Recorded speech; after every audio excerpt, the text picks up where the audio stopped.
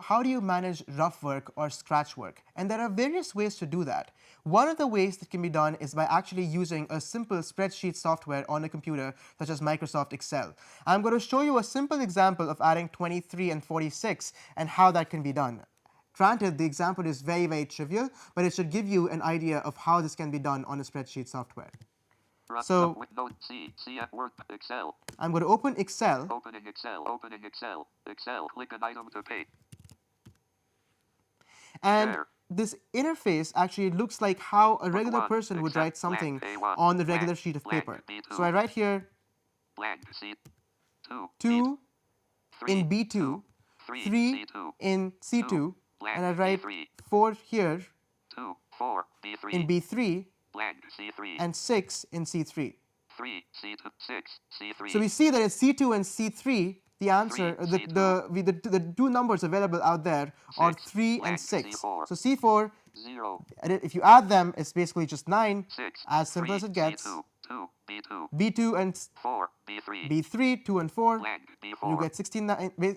So Nine, 69 is the C4. answer. So this is basically one very, very simple, trivial example of how this works, but you get an idea of how this Excel can actually be used to do a lot of these simple operations, arithmetic operations, such as addition, subtraction, multiplication, division, and even more complicated ones at that, such as exponents, to be able to compute these values using just the regular approaches that the cited take on paper, the only difference being that they do it on paper, we do it on a virtual sheet. So I'll basically have my screen reader read out this, all of whatever is there on the screen right now to you, just so you get a sense of what I did.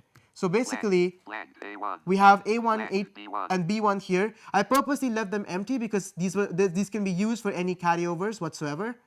2, B2. B2 is a 2, 3, C2. C2 is 3, so this represents the number 23. 2, B2. Going below this vertically, 4, B3. B3 is 4, 6, C3. C3 is 6. 4, So now C3, basically 6, going from the C3. right, just as how you would automatically do it either on a tailor frame or a regular sheet of paper, 3, we do C2, C2, 6, C3. C3, 6, 3, 6 becomes 9, 9, C4. which is what the answer is in C4, 6, and 3, then 2, B2. 2 and 4, B3. 4 here, which basically 6, gives you 6. B4. So this is one simple example of how this can be done on a spreadsheet. There are also some software available out there that can help you do this on Gmail. other third-party softwares. And two of these software that are actually sold by Henter Math are called VP Arithmetic and VP Algebra.